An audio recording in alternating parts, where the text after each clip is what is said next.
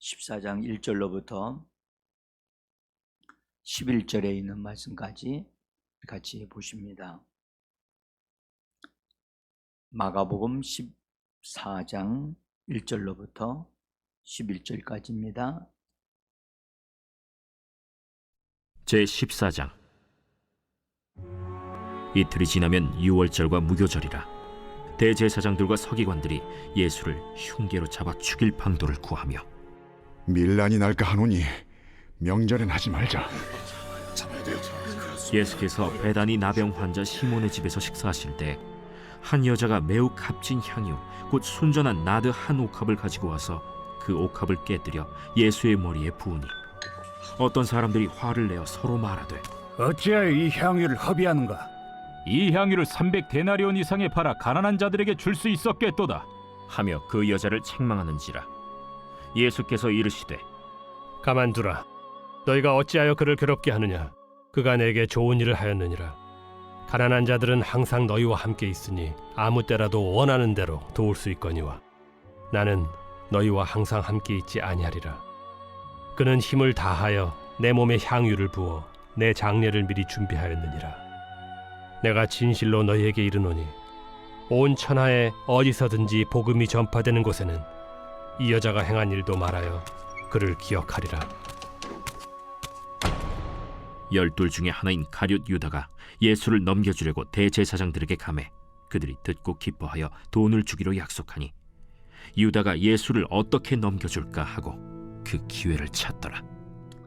주 예수 이름으로 예배로 나오신 여러분들을 환영하고, 부활하신 우리 주 예수 그리스도 대장 되신 예수님이 한 분 한 분을 축복해 주셔서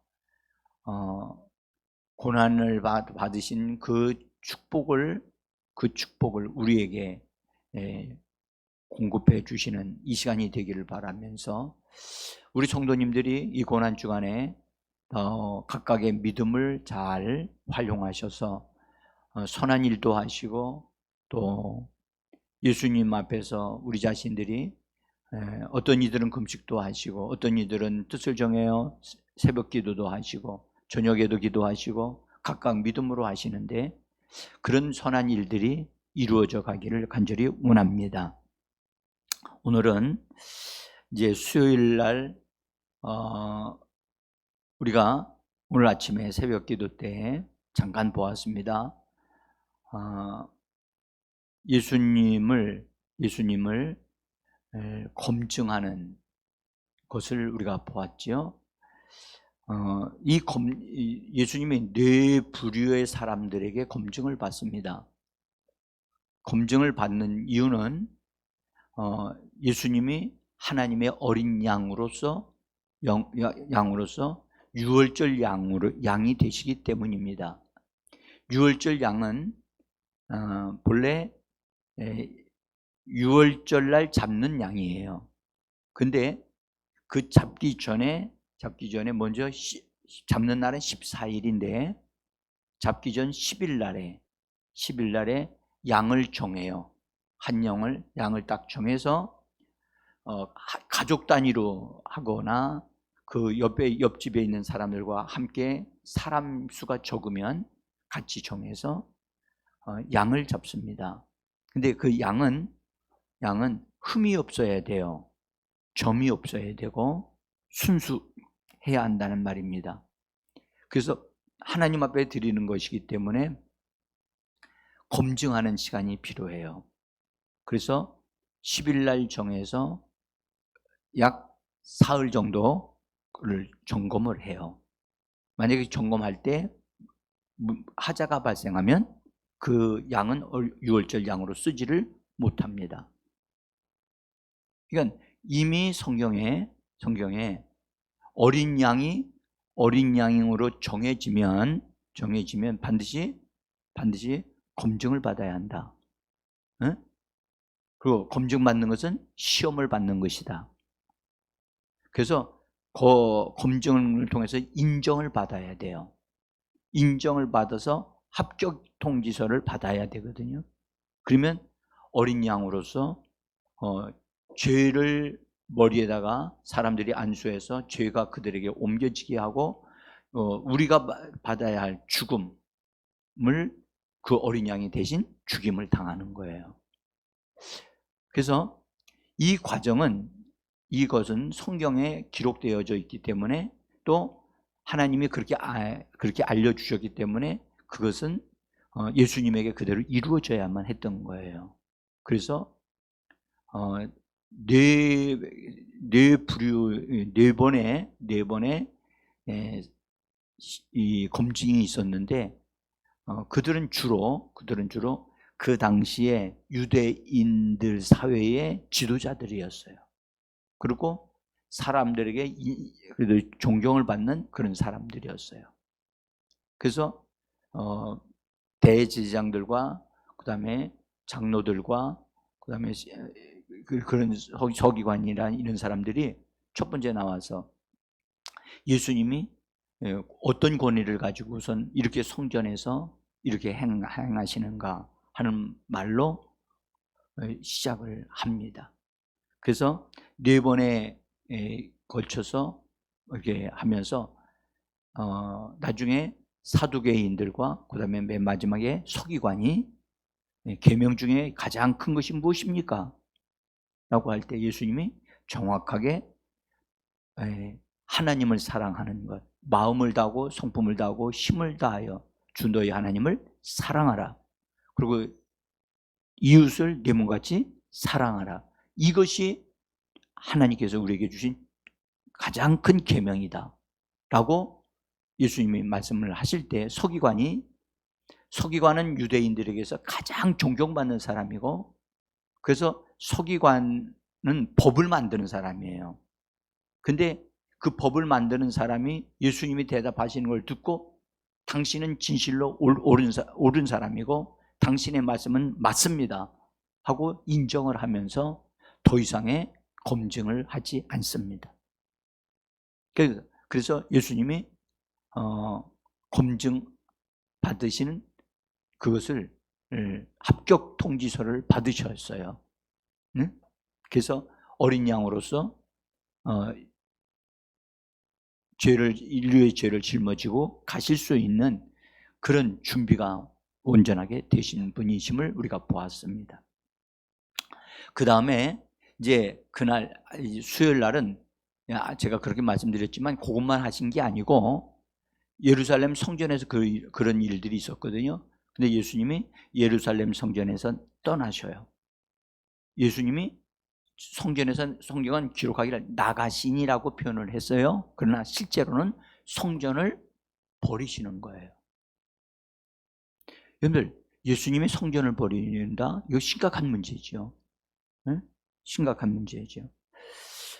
그래서 그 표현이 마태복음과 마가복음에 조금씩 다르게 표현되어 있는데, 성전도 나가시고 예루살렘 성에서도 나가셔요. 그럼 어디로 들어가시느냐? 베다니로 들어가세요. 베다니. 네? 그러니까 예수님이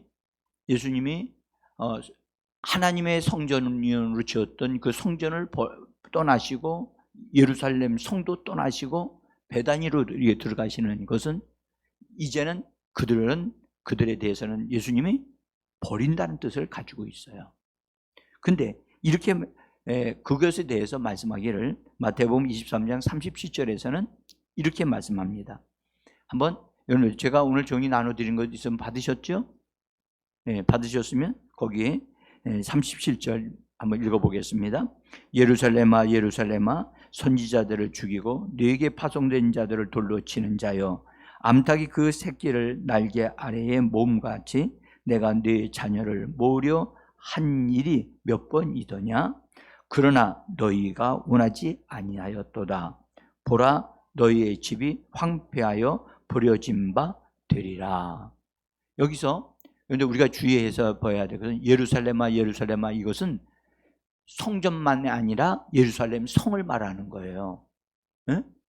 그러니까 예수님이 예루살렘 성에서 나오신 상태에서 그 산에 올라가셔서 사실은 이게 예루살렘 성을 바라보고 탄식하시면서 하시는 말씀이에요. 그러니까 여러분, 예루살렘 성이 무슨 뜻이죠? 본래는 이레살롬이에요. 이레살롬. 이레란 말은 예비되었다는 뜻이고 살롬 평강이죠. 평강이 예비되었다는 말이거든요. 그래서 하나님께로부터 오는 평강이 준비되어져 있는 예루살렘인데 그들이 합당한 상태가 되지를 못하니까 심지어 그들이 하나님을 버렸어요. 하나님의 뜻을 버리고 자기 뜻, 자기 원하는 뜻을 선택하였기 때문에 하나님도 그들을 버리시는 거예요. 그래서 버려서 맨 마지막에 이런 말씀하죠. 그러나 너희가 원하지 아니하였도다. 그랬죠? 하나님을 원하지 않았어요. 그들은 자기들이 원하는 걸 원했어요. 응? 자기들이 원하는 것을 얻고자 했고, 그래서 그들이 하나님을 버림으로 하나님도 그들을 버리실 수밖에 없어요. 여러분들 사울왕 아시죠? 사울왕은 하나님에 의해서 선지자들을 통해서 왕이 됐어요. 왕이 됐는데 하나님께서 멸하라고 명령해 주신 그 아말렉 군대를 다 멸망하지 아니하고 짐승들은 살찌고 좋은 것은 다 골라내고 빌빌대고 병든 거 이거 다 죽이고 사람들도 다 죽이지 아니하고 특별히 아각 왕까지도 살려두고 있었거든요. 그래서 하나님이 사울이 그렇게 한 것을 보시고 하나님이 후회하시면서 탄식하셨다고요. 그리고 성경은 뭐라고 말씀하시냐면 사울이 하나님의 말씀을 버렸으므로 하나님도 사울 왕을 버리셨도다 라고 선언해요. 누가 먼저 버린 거죠? 사울이 먼저 버린 거예요. 하나님이 먼저 버린 게 아니에요. 이것은 오늘날 우리에게도 동일해요. 우리가 하나님의 사랑을 덧입었잖아요. 하나님에 의해서 예수 믿고 복을 받았어요. 그런데 내 뜻, 내 생각을만 생각하고 하나님의 뜻을 생각하지 않게 되어지면 그가 하나님을 버린 것과 같은 거예요. 그래서 우리는 매우 조심해야 돼요. 이 부분에서. 그래서 우리는 그러죠. 날마다 우리는 십자가에 죽고 나로 통해서 예수가 살고 예수로 사는 자가 되어져야 한다고. 할렐루야. 그렇게 되어져야 되는데 내 소원, 내 뜻을 이루려고 한단 말이에요. 여기 그래서 이 말씀하시네요. 그러나 너희가 원하지 아니하였도다. 그렇게 말씀하시면서 이렇게 너희 집이 황폐하여 버려진 바 되리라고. 너희 집, 이건 뭘 말하는 거죠? 그들의 집을 말하는 게 아니에요. 여기 이 집은 바로 성전을 말하는 거예요. 성전이 그들의 집이에요. 이스라엘 백성들의 집이라고. 여러분들 오늘날 교회로 모이잖아요. 이 교회가 바로 하나님의 집인 거예요. 하나님의 집. 그래서 너희의 집이 황폐하여지리라. 이건 예언의 말씀인데 실제로 그 당시의 성전, 헤롯 성전이 다 무너져요. 황폐하게 돼요. 그러니까 여기서 우리가 하나님의 백성들이 하나님을 버리는 것은 무엇으로 할 수 있냐? 말씀을 버리는 거예요. 말씀을 하시는데도 말씀을 듣지 않고 다 자기가 좋은 대로만 생각하고 좋은 걸 선택해서 한단 말이에요. 이렇게 되어지면 위험한 거예요. 자, 그래서 하나님께서는요, 이스라엘 백성들이 먼저 하나님을 거절했기 때문에 하나님도 그들을 거절하실 수밖에 없었어요. 신약 시대에 여러분들 요한계시록에 보면은 하나님의 은혜를 덧입고 하나님의 교회가 하나님이 원하시는 을 따라 행하지 아니할 때는 예수님이 말씀하기를 내가 너희들에게서 촛대를 옮기신다고 그랬죠? 촛대. 이것이 바로 하나님의 영이 그 교회에서 떠나는 거예요. 응? 교회 모임은 이루어질 수 있으나 거기에 하나님의 영광이 임하지를 않아요. 오늘날 이런 교회가 많이 있어요. 응? 자, 그래서 예수님이 예루살렘 성전도, 예루살렘 성도, 거기 더 이상 이제 하나님 거기가 함께 하지 아니하시니까 거기서 나오신 거예요. 그리고 예수님이 개인적으로 사랑하시는 자들이 살고 있는 베다니라고 하는 곳에 들어가셨어요. 거기서 잠깐 머무셨는데 그 베다니에서 놀라운 일이 벌어져요. 거기에 이 베다니는 특별히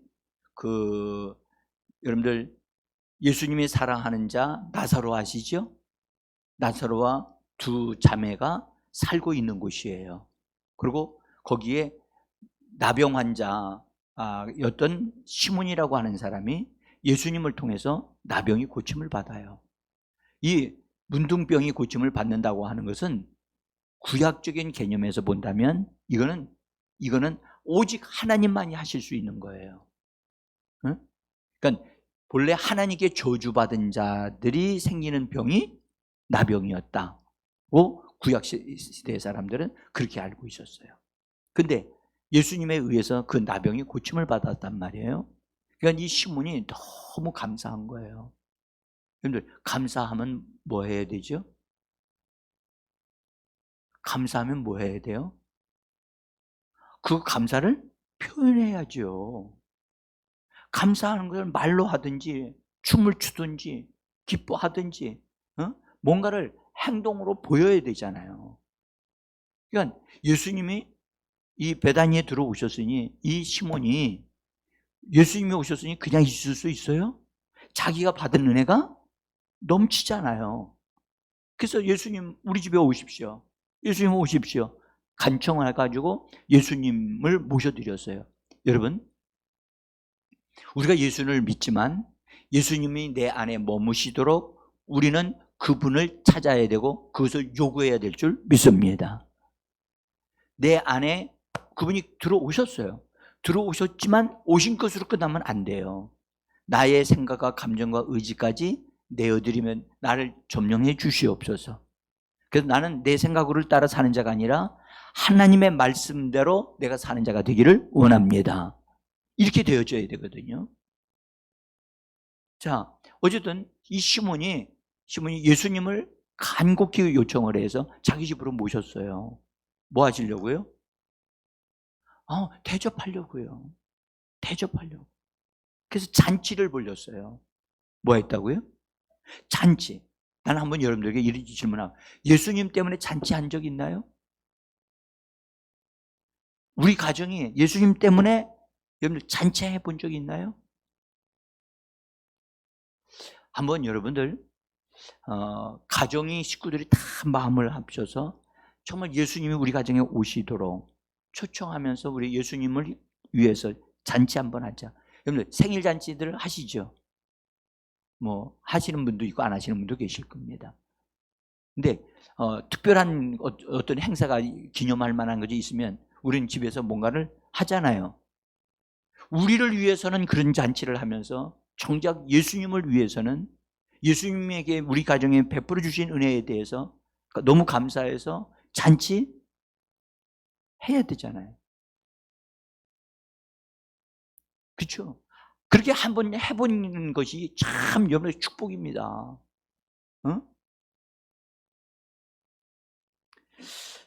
자, 어쨌든요. 근데 이 베다니 집에 들어가서 들어가시는데 사실은 거기에 들어가기 전에 그 화요일 날 예수님에 의해서 그 패배한 사람들이 있었잖아요. 종교 지도자들이 예수님의 시험하다가 오히려 자기들이 시험에 걸려가지고선 의도 터졌단 말이에요. 종교 지도자들이 예수님을 권위로 이렇게 하려고 하다가 결국은 거짓말을 했잖아요. 우리 모른다. 이 권위가 누구로부터 온 건지 모르겠다. 예수님도 너희가 이미 다 약속을 하고 거짓말을 하는구나. 나도 너희에게 이것을 말하지 않겠다. 그렇게 말씀하셨어요. 그러니까 자기들이 드러나는 거예요. 자기들이 드러나. 사두개인 같은 경우는 예수님이 그러세요. 너희는 성경도 모르고 하나님의 능력도 모르는구나. 그러시면서 사두개인들이 너를 드러내신단 말이에요. 응? 그래서 그들이 그렇게 되어지고 나니까 자기들이 어떠한 것이 드러나니까 당황하기도 하고 창피하기도 하고 모욕감을 느낀 거예요. 모욕감을 느꼈어요. 그러니까 모욕감을 느끼니까 감정이 상한 거예요. 사실은 그럴 때 이분이 옳습니다. 우리는 예수님이 당신이 필요합니다. 이렇게 되어져야 정상인데 이 사람들은 오히려 그것을 예수님을 죽이려고 하는 그것으로 이걸 전환을 시켜요. 그래서 그들이 모여서 어떻게 하면 예수를 죽일까? 서로 상의를 해요. 상의를 하면서 그러면 우리가 유월절 절기가 앞에 와 있으니까 이때 하게 되어지면 모든 사람들이 많이 모이기 때문에 밀란이 일어날 수 있으니까 그때 하지 말자. 끝나고 나서 하자라고 그들이 입을 맞추고 아주 속이는 작전을 미리 세워요. 그 내용이 오늘 14장 1절에 거기 나와 있는 거예요. 여러분 거기 보시면 이렇게 있어요. 대제사장들과 서기관들이 예수를 흉계로 잡아 그랬어요. 흉계로 잡는다는 말이 속임수로 잡는다는 뜻이에요. 예수님을 속여서 예수님을 딱 걸려들게 만들어서 그분이 어려움을 당하도록 그렇게 하자고. 그래서 그것을 도모하고 유월절은 하지 말자 그랬거든요. 근데 여러분들 이것이 그들의 계획이었어요.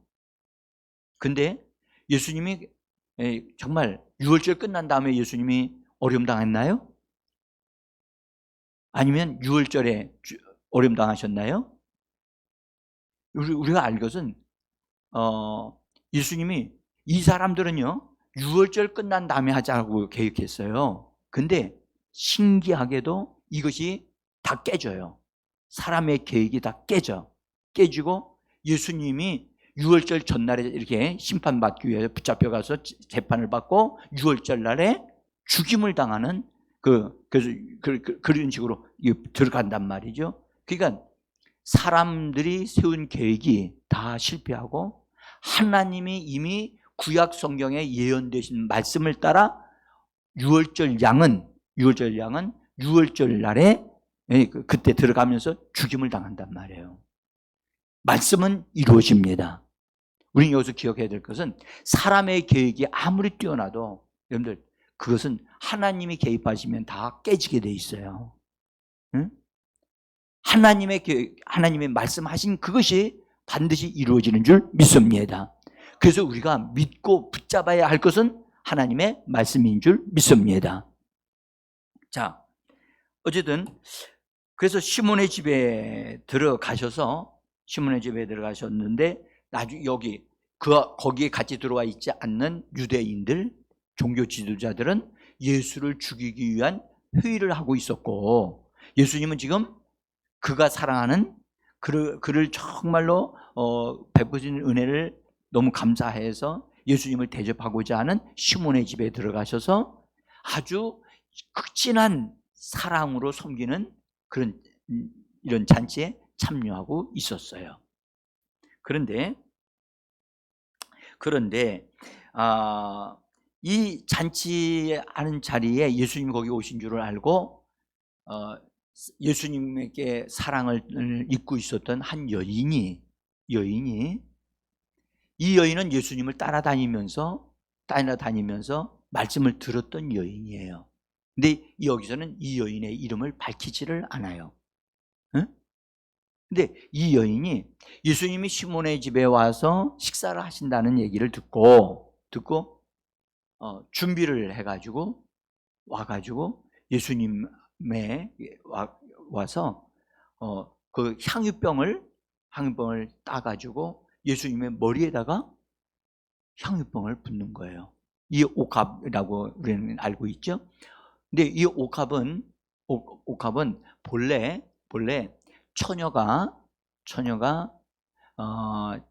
시집을 가기 위하여 돈을 딱 모아서 그것을 시집 갈 때 쓰기 위해서 만드는 향유가 그것이 옥합이에요.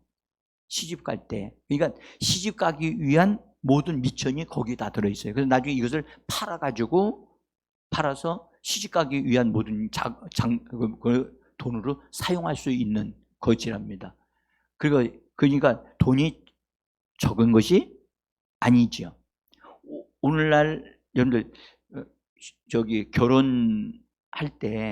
결혼할 때 신부와 신랑이 각각 준비하는 것들이 각각 다르잖아요. 그죠?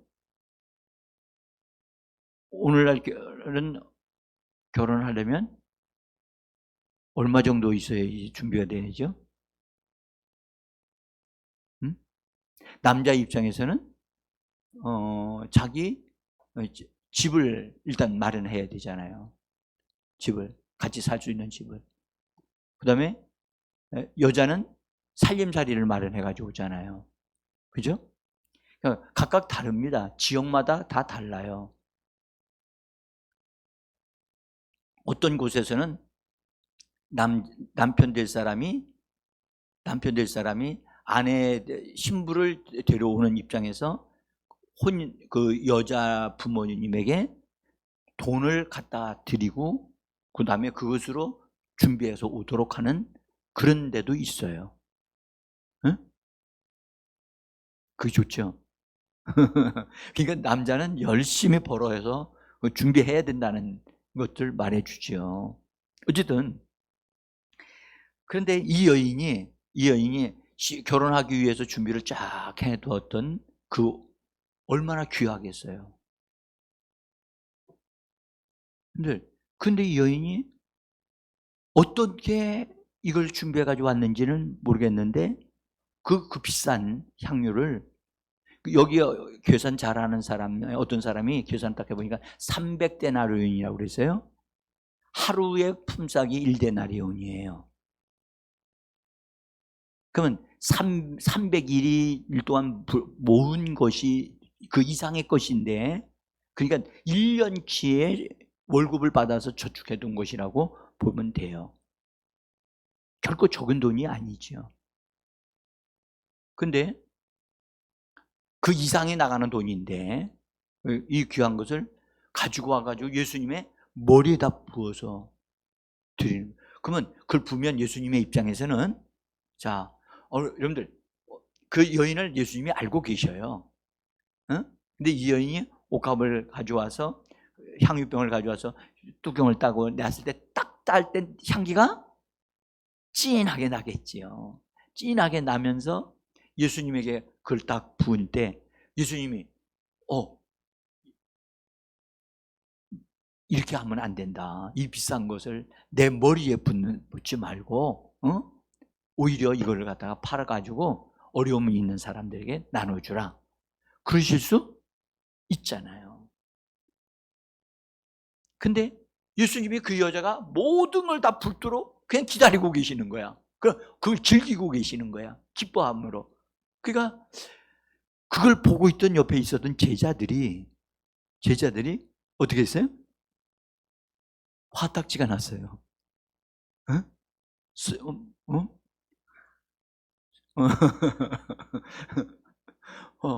화가 나고 있는데,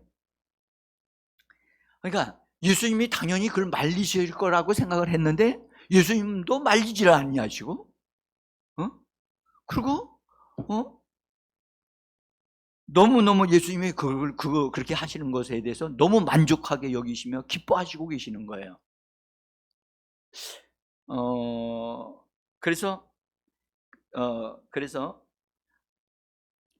이런 일이 왜 이렇게 일어나게 됐느냐 하면, 본래 예수님이 고난의 길로 가시기 전에, 예루살렘으로 들어가시기 전에 그 길로 가실 때 3번 이상 예수님이 내가 고난을 받고 제사장들과 이런 사람들에게 고난을 받고 죽었다가 3일 만에 다시 살아나리라고 하는 말씀을 3번 이상 해요. 그 말씀을 제자들은 하나도 기억이 안 나는 거예요. 제자들은 예수님이 죽는다는 것은 상상도 할 수 없는 일이었어요, 그들에게는. 근데 이 여자는 그 말씀을 이 예수님이 곳곳 이곳저곳에서 굉장히 그 말씀을 강조하시는 걸 딱 들으면서 예수님에게, 주님에게 어떤 일이 있겠구나. 그분이 고난을 받으신다? 죽으신다? 이건 보통 일이 아니다 라고 생각을 하면서, 그렇다면 그분이 그런 어려운 일을 당할 때 내가 할 수 있는 일이 뭘까? 라고 생각을 하면서 있다가 그거를 미리 이렇게 준비하고 있다가 이 베다니에 오셨다는 얘기를 듣고 그 여인이 그것을 가지고 온 거예요. 그래서 예수님에게 부어드린 거거든요. 그래서 미리미리 하나님이 적어도, 예수님이 적어도 몇 차례나 그렇게 말씀하신 것을 잘 들었다는 것. 정말 여러분들 같은 자리에서 말씀을 들어도요, 말씀을 나누어 보면 전혀 생각지 않는 것을 이렇게 서로 이야기를 하는 걸 여러분들 느끼시지 않습니까? 팀 모임을 할 때 말씀 받은 거 서로 얘기하지요. 3명인데도 각각의 받은 말씀이 동일하지 않지요. 예, 그게 하나님이 주시는 은혜입니다. 각각에게 맞는 그것을 주시는 거거든요. 그래서 이 여인이 가다 다 부었어요. 근데 부었는데 그게 못마땅한 제자들이 어떻게 이럴 수가 있냐? 그러면서 이거 팔아면 300데나리온 더 받을 수 있는데, 여기서 그 성경은 뭐라고 말씀하셨냐면 이렇게 말씀하셨어요. 거기 보면 어떤 사람이 제자들이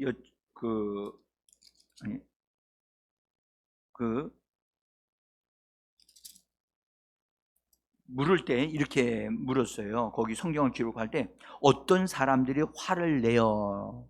어떤 사람들이.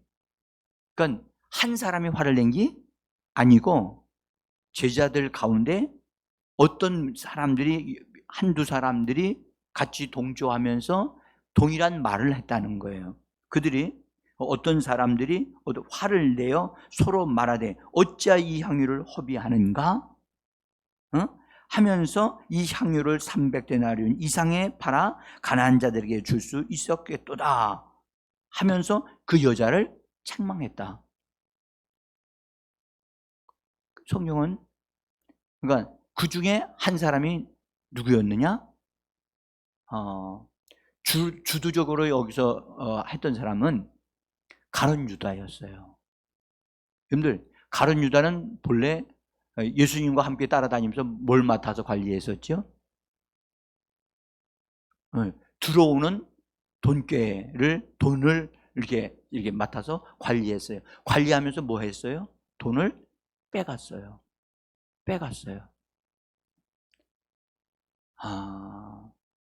빼갔는데 아무도, 제자들 누구도 몰랐고 예수님조차도 그것에 대해서 말씀을 아무도 안 하셨어요. 그러니까 처음에는 이거 해도 될까 말까 이렇게 하다가 조심조심 하다가 이제 나중에는 점점점 간이 부어가지고 돈을 많이 뺐어. 썼던 거예요. 근데 이때에도 가룟 유다가 돈이 아주 절박한 상황에 있었던 거예요. 그러니까 이 향유만 팔아가지고 내가 나한테 이렇게 들어오게 하기만 하면 내 문제는 다 해결될 수 있는데 라는 게 절박했던 거예요. 그러니까 가룟 유다가 이 말을 할 수밖에 없는 상황에 있었다는 거죠. 그래서 이 말을 할 때 이 말을 들었던 여인은 여러분들 얼마나 마음에 상처가 됐겠어요. 그죠? 예수님이 그렇게 하지는 않았지만 이 사람 예수님을 제자들이 막 이렇게 얘기를 하니까 왜 심지어 이걸 허비하느냐, 우리 성경은 허비하느냐로 번역을 했어요. 낭비한다고 생각을 했어요. 여러분들 많은 사람들이 예수님 앞에 드리는 것이 낭비라고 생각하는 사람들이 있어요. 여러분들 그것은요 낭비가 아니고요 거룩한 낭비예요. 응? 그 세상 사람들은 잘못된 데다가 사용하는 것이 이거 낭비죠. 허비하는 거잖아요. 여러분들 라스베가스에 가서 땡기기 위하여 돈 집어넣는 거, 그거요 다 허비하는 거예요. 그거 쓸모없는 거예요. 근데 예수님께 부어드린 이것은요 낭비가 아니거든요. 오히려 이것은 예수님을 위하여 미리 예수님이 장래에 고난 받으시고 죽으실 것에 대한 것을 미리 알고 그 다음에 기름 부어서 드린 거거든요. 그러니까 이것은 가장 가치 있는 선한 행실이고 이것은 하나님께서 기억하실 만한 아주 값진 일이거든요. 그런데 그걸 드렸는데 옆 사람들이 너무하다 이거 뭐 그렇게들. 여러분들 우리가 하나님 앞에 뭔가를 드리려고 드릴 때 옆에 있는 다른 사람들이 막 뭐라고 하고 이런 거 이건 그래서 우리는요 드릴 때는 다른 사람들이 알릴 필요가 없어요. 아브라함이 자기 아들 이삭을 하나님 앞에 바치라고 하나님이 말씀하실 때 심지어 자기 아내한테도 얘기를 안 했다니까요. 얘기를 해봤자 이해를 못하고 믿음도 안 되고 그러면 오히려 원망과 불평이 나올 수밖에 없으니까. 응? 자, 그래서 그들이 막 책망을 하는 말을 하고 하니까 여자가 그냥 기가 죽어가지고 그러고 있는데 예수님이 한 말씀을 하시는 거예요. 그들이 막 얘기를 하고 있는데 가만두어라. 너희가 어찌하여 그녀를 괴롭게 하느냐. 그녀가 내게 좋은 일을 하였느니라. 이거 지금 잘 들어보세요. 이 말을 들을 때 여인은 위로를 받고 힘을 얻었을 거예요. 그렇죠? 예수님은 진짜 내 편이셔. 내 마음을 아셔. 예수님밖에는 몰라. 그런데 여러분들 이 말을 들었을 때 가만두어라 하시는 말씀을 제자들에게 했잖아요. 막 화내면서 막 떠들어대고 있는 그 제자들에 대해서 예수님 너희가 좀 조용히 해라. 가만두어라. 이 여인을 괴롭히지 마라. 그 제자들이 하는 말이 지금 이 여인을 뭐 하고 있는 거라고요? 괴롭히는 일이라는 거예요. 마음을 괴롭히고. 여러분들 괴롭히는 일이 될 수 있다. 그러면서 예수님 말씀하기를 이 여자가 내게 좋은 일을 하였느니라. 그러면서 말씀하기를 가난한 자는 이 땅에 얼마든지 많다. 언제든지 할 수 있다. 그러나 나는 언제든지 너희와 함께 있지 않다. 이때가 아니면 너희는 나를 만나지 못할 것이다. 그 말씀이 암시되어져 있어요.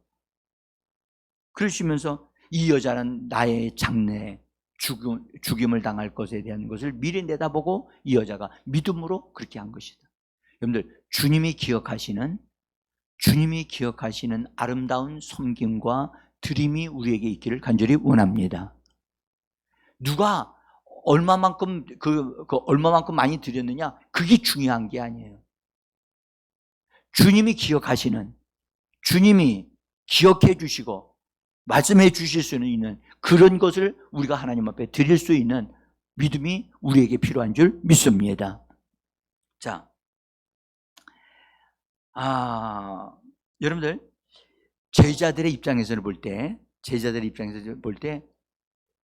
지금 자기들은 예수님이 말려주셨어야 될 거라고 생각을 했던 거예요. 응? 그런데 오히려 예수님이 누구 편을 들고 계셔요? 여자 편을 두둔하시면서 오히려 이 여자가 좋은 일을 했느니라, 나에게 좋은 일을 했느니라 하면서 막 여자를 두둔하시니까 이 제자들이 겸손해지고, 주님 잘못했습니다 이렇게 써야 되는데 그렇게 하지 않고 어떻게 했을까요? 응? 어떻게 반응했을까요? 여러분들, 여기서 우리가 꼭 기억해야 될 게 하나 있어요.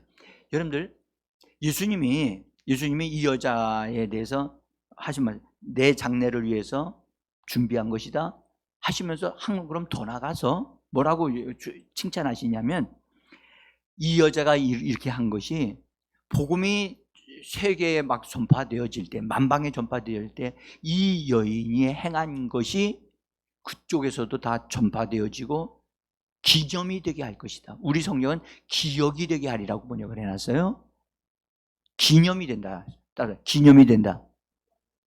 여러분들, 기념이 되어지는 일이 바로 그 베다니에서 일어났던 거예요. 우리 주님이 항상 기억하시는 저 여인이 내가 죽음을 당할 때 미리 내다보고 나를 위하여 기도하면서 믿음으로 나에게 기름을 부었다.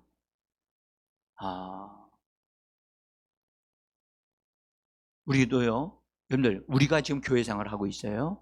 교회 생활을 하면서 우리가 교회가 어려움을 당할 때, 그래서 예수님의 남은 고난을 바울이 내 몸에 채운다고 그랬잖아요. 네? 우리가 눈에 보이지 않는 예수님은 우리가 어떻게 할 수 없다 하더라도 이 땅에 교회가 세워졌는데, 교회가 어려움을 당할 때 그분을 그 어려움을 동참해서 거기에 힘을 실어주고 같이 해결해 나갈 수 있는 그런 은혜가 우리들에게 필요한 줄 믿습니다. 제가 오늘 어제였는데 우리 교회에서 어떤 분이 저한테 전화를 했어요. 목사님, 어떤 분이 저를 찾아오셨는데요, 이분이 이제 몇 번 찾아와 가지고 참 하여튼 여러 가지 이야기도 많이 나눴고, 그런데 자기의 어려운 얘기를 저한테 했어요. 목사님, 제가 어떻게 해야 되죠? 자기의 어려운 얘기, 그 어려운 얘기 중에 물질에 대한 얘기가 되어진 거예요. 그래서 제가 그분에게 막 문자를 막 쓰다가 이렇게 썼어요. 가장 어려운 문제가 생기게 되었습니다 라고 하는 문자를 써서 막 보내려고 하는데 전화가 왔어요. 그래서 제가 이야기를 했어요. 집사님, 그 일에 개입을 하시게 되어지면 어려움을 당합니다. 그렇게 집사님이 직접 하려고 하지 마시고, 집사님이 할 수 있는 한계가 있기 때문에 그렇게 하시면 안 됩니다. 그리고 전화로, 문자로 저에게 알려주신 거 참 잘하신 겁니다. 그래서 제가 그런 얘기를 했어요. 집사님이 도울 수 있는, 이거 돕는데 받으려고 해서 돈을 주면 안 됩니다. 그냥 준다고 생각을 줘도 괜찮은 돈이다 라고 하는 것이 있다면 그런 정도만 액수를 정하십시오. 그리고 우리 교회에서 구제로 내가 조금 드리겠습니다. 그래서 얘기를 했어요. 그랬더니 집사님이 깜짝 놀라시는 거예요. 깜짝 놀라시면서 그런 방법도 있었군요. 사람을 의지하게 되어지면 나중에 계속적으로 그 사람을 괴롭히게 되거든요. 절대 그렇게 도와주면 안 돼요. 그래서 제가 그렇게 하겠다 하고, 그렇게 하십시오. 그래야 그 사람도 바르게 세워지고 하나님을 찾아야 됩니다. 당신이 이 작은 것을 받는 것을 통해서 하나님을 찾으라고 이걸 드리는 겁니다. 응? 그래서 하나님이 은혜 주시는 줄을 믿고 하나님을 구하셔야지. 사람을 의지하고 또 사람을 기대게 되어지면 서로가 무너집니다. 제가 그렇게 말씀드렸어요. 여러분, 지금요, 여기 예수님도 하신 말씀이 가난한 자는 항상 너희와 함께 있다. 예수님에게 할 수 있을 때 그때만 기회가 있을 뿐이다. 그래서 이 여인은 내게 좋은 일을 한 것이기 때문에 예수님이 기념이 되게 한다고 말씀을 하시면서 칭찬을 하신 거예요. 그러니까 이 소리를 들으니까 옆에 있는 제자들이 자기들은 한 번도 기념이 된다는 말씀을 해본 적도 없으신데 이 여자가 이거 한 것에 대해서 기념이 되게 하시겠다고 하시는 엄청난 말씀을 하시니까 이게 뿔이 난 거예요. 뿔이 났어. 제일 뿔이 난 사람이 누굴까요? 가룟 유다예요. 예수님이 그들은 이렇게 기대했어요. 여인을 꾸짖으면서 그래 맞다, 제자들의 말이 맞아. 이거 말이야, 나한테 붙지 말고 이걸 가지고 가서 팔아서 가난한 사람들 도와주면 얼마나 좋겠느냐. 그렇게 해야 됐는데 나에게 부었다.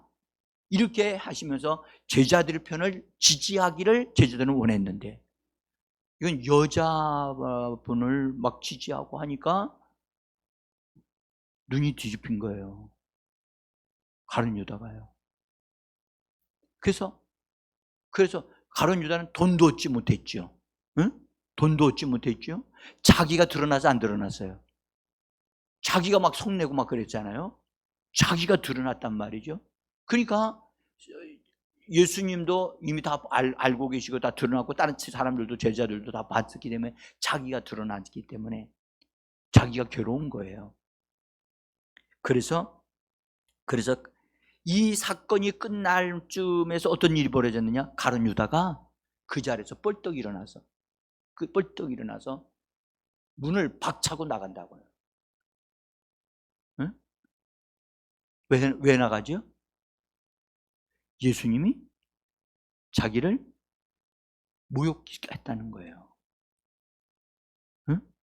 그래서 예수님이 나를 그렇게 했어요? 내가 당신이 죽는다고 했으니까 내가 죽도록 만들겠습니다. 해가지고 나가서 예수님을 팔아 넘기기로 작정하고 나간 거예요. 응? 지금 여기서 우리가 하나 꼭 알아야 될 것은 화를 냈다는 것은 감정적인 것으로 행동을 한 거죠. 여러분들, 감정적인 행동은 선한 일을 이룰 수가 없습니다. 우리는 감정이 화가 난다 할지라도 감정을 따라서 말하거나 행동하는 것을 하지 않아야 돼요. 그래서 감정은 반드시 예수의 이름, 하나님의 말씀으로 반드시 다스리셔야 돼요. 응?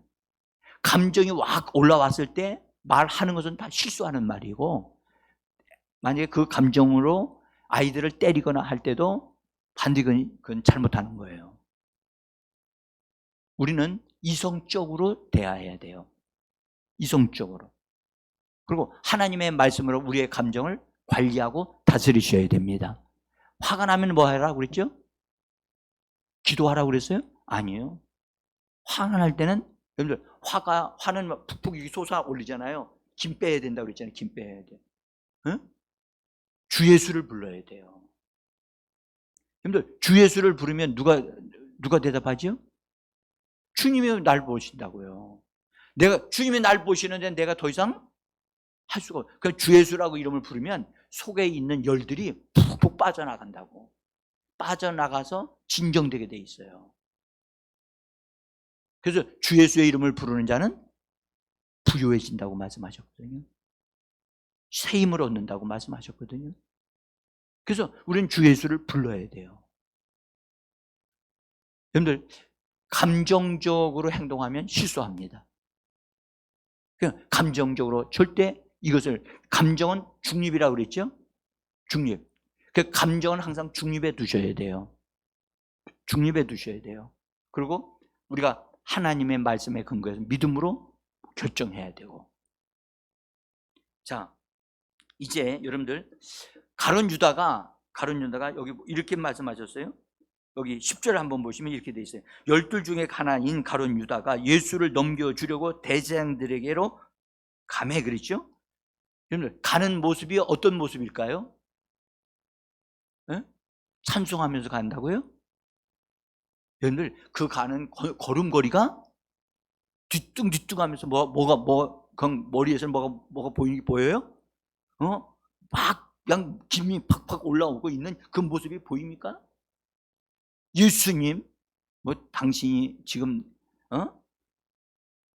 여인이 선한 일을 했다고요? 그러면서 아마 가룟 유다가 나가는 발걸음이 눈에 선해요.